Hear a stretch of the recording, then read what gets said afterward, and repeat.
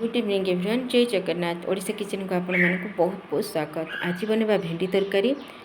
400 ग्राम भेंडी, 4टा टमाटो, गोटे बड़ पियाज, किछि बड़ी, गोटे आलू। तो चलते स्टार्ट करवा आज रेसिपी। भेंडी को भल भाव धोई देइथिली। एबे सफा कपड़ा ताको एमती पोछि नेबा आउ ताको काटि नेबा। आपन को साइज रे जेमती दरकार लंबा कि छोट से अनुसार काटिबे। पियाज टमाटो भी रफली काटि नेबा। परिबा कटा तो सरीगला। एबे मसला प्रस्तुत करवा। नहीं जावा गोटे ब्लेंडिंग जार से देवा गोटा जीरा 3 चामच, सोरिष 2 चामच, गोटे चामच गोटा धनिया, खंडे अदा, 8-10 कला रसुण, गोटे सुखिला लंका, टिके हलदी, अल्प अल्प पानी देकी बढ़िया भाव मसला को बाटी नेबा। एपटे तेल गरम हो गलानी। एबे बड़ी को देदेबा। बड़ी को बेसी भाजबेनी, टिके हल्का भाजिकी बाहर करदेबा। इटा कखारू बड़ी मु घरे बनी। एबे सेई तेल रे भेंडी को भी भाजी नेबा। देखो भेंडी को कभर करेंगे, एमती अपन भाजबे। भेंडी भजा भी आम रेडी हो गला बढ़िया भाव। देखो पानी भी सुखी जाइए। एबे ताको प्लेट को काढ़ी नेबा। सेई कड़े देदेबा आउ टिके सोरिष तेल, गोटे चामच पंच फुटण, गोटे चामच जुआणी, कटा पियाज को दे भल भाव मिसई नेबा। पियाज को बेसी भाजबेनी कहीं आलू सहित हमको भाजबार अच्छी। एबे देदेबा कटा आलू, भल भाव मिसई नेबा। स्वाद अनुसार लुण देदेबा। गोटे चामच हल्दी पाउडर, गोटे चामच लंका पाउडर।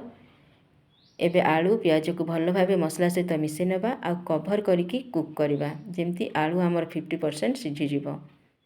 देखंतु मु देखौची केते बढ़िया आलू सिझी जाइए। पियाजर कलर भी चेंज हो जाइए। बढ़िया भाव पियाज भी भाजी हो जाइए। एबे ताको साइड करदेबा। सेई तेल रे गोटे चामच बेसन देकी भाजी नेबा। बेसन को टिके भल भाजिबे जेमती तार कंचा स्मेल पळेबो। आउ एबे देदेबा कटा टमाटो। एबे टमाटो को दे भल भाव मिसई नेबा आलू सहित ताकू कभर करदेबा। टमाटो सॉफ्ट होगा पर्यंत कुक करवा।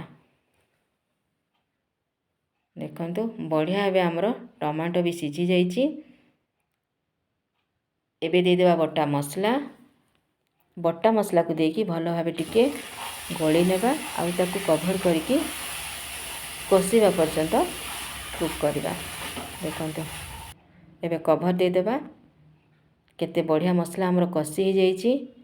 जो जार रे आमे मसला बाटी थिले सेई जार रे पानी देकी एबे आउ टिके मसला को कषि नेबा। नारी तो नारी, आमे पुणी इंडियन नारी तो आमर कौन सी जिनिस टिके भी वेस्ट हेबनी। देखंतु मसला केते सुंदर देखा होची। बढ़िया भाव कषि हो जाइए। एबे देदेबा सेथिरे पानी। आपन को जेतिकी बहलिया कि पतला दरकार से अनुसार भी पानी देदेबे। भल भाव पानी को मसला सहित गली नेबे। एबे कभर करदेबा। देखंतु केते बढ़िया मसला पानी हमर फुटुची। जो फ्राई कर रखिथिले भेंडी ताकू देदेबा। बड़ी को भी देदेबा। बड़ी की मु गोटा रखी। आपन चाहिए खंड खंड करके भी दे पारिबे। भल भाव गला गली करके ताकू कभर करदेबा। आउ 20 मिनट पर्यंत कुक होगापाई छाड़ीदेबा। देखंतु 20 मिनट पर मुझे देखौची भेंडी तरकारी आमर पूरा रेडी हो जाइए। बहुत सुंदर देखा आ बढ़िया भाव आमर सब भेंडी बड़ी सब सिझी जाइए। बहुत टेस्ट लगे। निश्चिंत घरे बनातु, बिल्कुल लाड़ुआ लगे। एबे देदेबा प्यारा प्यारा धनिया पत्र आउ सर्व करदेबा। जदि वीडियोटी भल लगुच सब्सक्राइब करबा जमार भूलिबेनी। Bye bye.